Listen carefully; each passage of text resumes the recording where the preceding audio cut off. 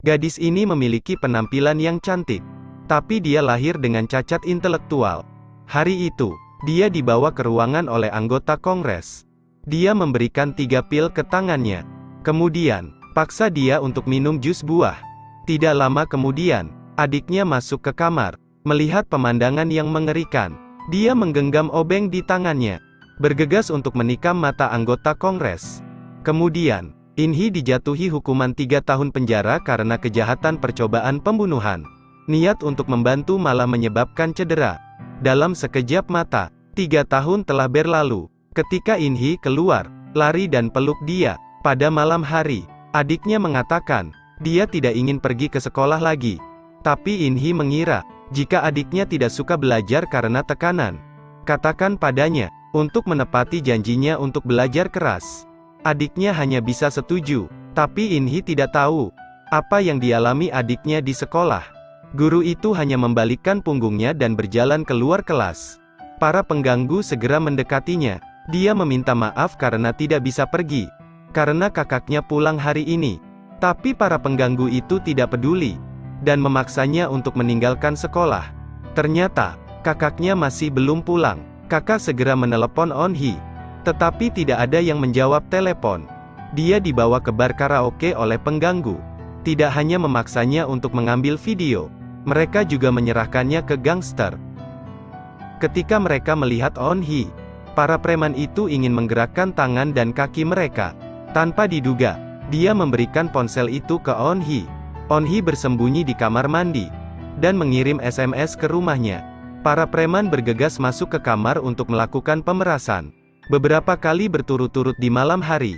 Mereka menghasilkan banyak uang. In-hee menjelajahi kemana-mana mencari On-hee, tapi tetap tidak bisa menemukannya. Dia mengira adiknya sedang sibuk bermain dan lupa waktu. Jadi dia pulang untuk menunggu.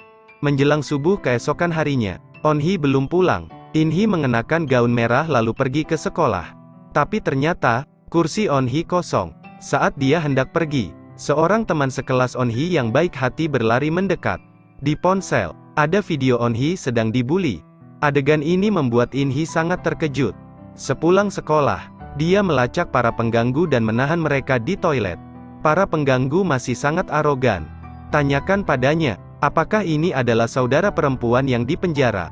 Kemudian dia mencengkram rambutnya dan pengganggu itu jatuh ke tanah satu persatu. Setelah mengalahkan para preman, dia menginjak leher mereka dengan sepatu hak tinggi. Penjahat itu ingin bangkit dan melawan, tetapi tersungkur ke tanah. Lalu In-hee menyodorkan payung itu ke lehernya. Para preman harus jujur, tadi malam mereka bermain trik seperti apa? Bocah gangster tidak sengaja menabrak bos gangster. Melihat kakak laki-laki itu bertato di sekujur tubuhnya, mereka ketakutan. Kemudian, dia mengeluarkan pisau. Pada akhirnya, gangster tidak hanya diperas, juga dimanfaatkan. Orang itu adalah rentenir. Dia ingin meneleponnya, tetapi dia mengatakan, ini bukan waktunya untuk berbisnis. Dia ingin menelepon polisi, tetapi polisi memintanya untuk pergi ke kantor polisi, untuk melaporkan situasinya. Tampaknya, kuncinya adalah harus mengandalkan diri sendiri. Dia pergi ke perusahaan rentenir. Pria yang membuka pintu pura-pura tidak tahu. Dia segera menutup pintu dan ingin mengusirnya. Lalu dia dengan jujur berlutut di tanah. Katanya, dia tidak tahu harus kemana. In-hee mengambil kunci mobilnya. Gadis kecil ini dijual ke perdagangan manusia. Pria bernama Dung ini ingin memakainya, dan digigit olehnya. Dia gemetar marah, dan memanggil penjual untuk kembali. Tapi reseller dengan angkuh mengatakan, bahwa barang yang saya jual tidak akan dikembalikan. Menurut pernyataan pria yang membuka pintu, dia menemukan mobilnya. Ketika pengemudi pergi, dia segera mengejarnya. Dia meneleponnya, tanyakan, di mana adikku? Dia dengan arogan mengatakan, apakah kamu adalah saudara perempuan dari seorang gadis kecil penyandang cacat? Jadi kamu juga cacat kan? In-hee marah. Dia menutup telepon dan menekan pedal gas ke depan. Sebelum dia bisa keluar dari mobil untuk memeriksa, In-hee bergegas ke arahnya dan menjatuhkannya hingga pingsan. Pada saat dia bangun, dia dicekik. In-hee memintanya untuk mengemudi, untuk menemukan saudara perempuannya. Ketika pria itu melihat bahwa In-hee tidak mengenakan sabuk pengaman, Dia memainkan tipuan. Tekan gas untuk bergegas ke tumpukan di sisi jalan. Kemudian, dia dengan kasar meraih kepala In Ye dan membenturkannya. In Hee dengan cepat bangkit. Kencangkan tali di lehernya. Pada saat ini, pria itu juga mengeluarkan pisau. Untungnya, In Hee terlatih secara profesional. Di ruang sempit ini, pria itu kehilangan keberuntungan. Setelah beberapa saat, dia mematahkan lengannya. Dia benar-benar tidak bergerak. In Hee menyeretnya ke bagasi mobil. Bangun adalah ancaman konstan. In Hee berjalan mendekat, dan membanting bagasi mobil dengan perasaan sedikit marah. Setelah itu, dia mengendarai mobilnya ke tumpukan sampah beberapa kali untuk menenangkan amarahnya. Dia berpura-pura menelepon Pak Dung. Setelah mendapatkan alamatnya, dia bergegas ke tempatnya, melihat jepit rambut di kepala resepsionis. "Bukankah ini jepit rambutku adikku?" Dia meminta resepsionis untuk membawanya menemui Tuan Dung. Tuan Dung melihat gadis cantik itu, dan mengedipkan mata padanya dengan gembira. Kemudian, pria itu mengambil kesempatan untuk mengambil asbak dan memukulnya. Namun, In Hee berhasil mengelak. Pak Dung segera mengambil gunting dan bergegas menikamnya. Tanpa diduga, gunting itu menusuk tas. Keduanya bentrok untuk sementara waktu. Pak Dung masih ingin melawan, tapi kaki In Hee dijepit di lehernya. Resepsionis di sebelah sangat ketakutan. Dia bergegas menjelaskan apa yang terjadi. Dia memberitahu On Hee untuk menelepon keluarganya. Tapi di rumah, tidak ada yang menjawab telepon. Kemudian, dia menelepon supermarket laki-laki. Orang yang menjawab telepon adalah seorang lelaki tua. Tetapi, seorang pria muda berjas datang untuk menjemputnya. In Hee kemudian pergi ke supermarket laki. Pria tua itu awalnya sangat keras kepala. In Hee dengan marah mendorongnya kerak. Dia masih berpura-pura tidak tahu. Dia mematahkan beberapa jarinya, kemudian tarik dia keluar pintu. Kakek masih terdiam. In Hee membanting pintu hingga tertutup.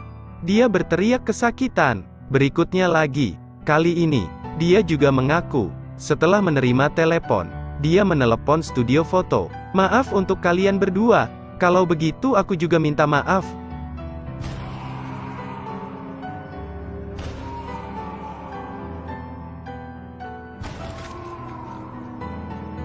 Lalu In Hee pergi ke studio foto dan melihat fotonya.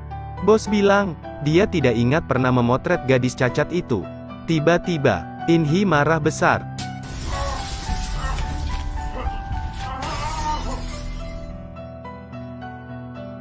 Karena dia telah mempermainkannya, di bawah interogasi yang menyiksa. Dia mengatakan, bahwa dia telah memanggil mekanik mobil. Kemudian, In Hee pergi ke tempat mekanik. Setelah turun dari mobil, dia mengeluarkan palu godam, dan berjalan menuju mekanik yang sedang memperbaiki mobil. Dia kemudian menginjaknya dengan sepatu hak tinggi. Dan mekanik mengatakan, dia menelepon anggota Kongres. Untuk seorang anak kira-kira seusia putrinya. Bagaimana dia bisa melakukan itu? "Saya hanya punya 2 anak." In Hee yang marah melepas dongkrak. Pekerja itu terpaksa membayar di tempat. Kali ini, dia tahu akar masalahnya. 3 tahun lalu, On Hee pertama kali dilecehkan oleh lelaki tua di supermarket laki. Kemudian, dia dipermalukan oleh fotografer. Saat montir mobil anggota Kongres mempermainkan On Hee di dalam mobil. Ternyata, anggota Kongres itu menemukan celana dalam On Hee di dalam mobil. Kemudian, adiknya dibawa ke mobil anggota Kongres. Hari itu, In Hee merasa ada yang tidak beres saat adiknya pulang. Keesokan harinya, In Hee pergi ke gerbang sekolah untuk mengamati. Ditemukan bahwa On Hee takut masuk ke mobil. In Hee segera mengejar. Kali ini, On Hee menelepon orang tua di supermarket laki. Dia pikir, dia menelepon untuk mengklaim kompensasi atas kejadian sebelumnya. Jadi, dia menelepon fotografer. Fotografer memanggil mekanik mobil. Mekanik mobil memanggil anggota Kongres. Artinya, sekarang On Hee ada di tempat anggota Kongres. Kemudian In Hee pergi ke tempat anggota Kongres. Dia mengalahkan pengawal. Anggota Kongres itu masih tidur di kamarnya. Ketika dia bangun, pistol diarahkan ke dahinya. In Hee bertanya, "Di mana adikku?" Tanpa diduga, anggota Kongres tidak hanya tidak berbicara, tetapi juga sangat arogan. In Hee memukul kepalanya dengan pistol.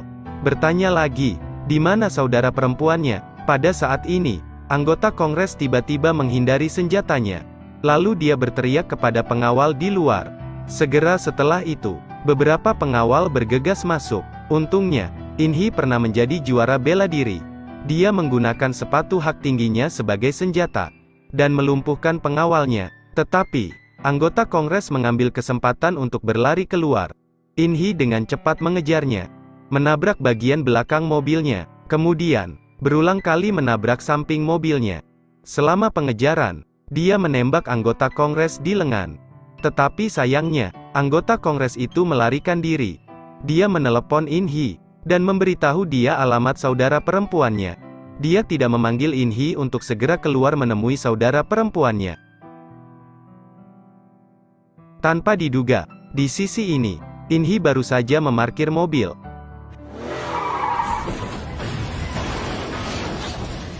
Tetapi In-hee bangun pada waktu yang penting.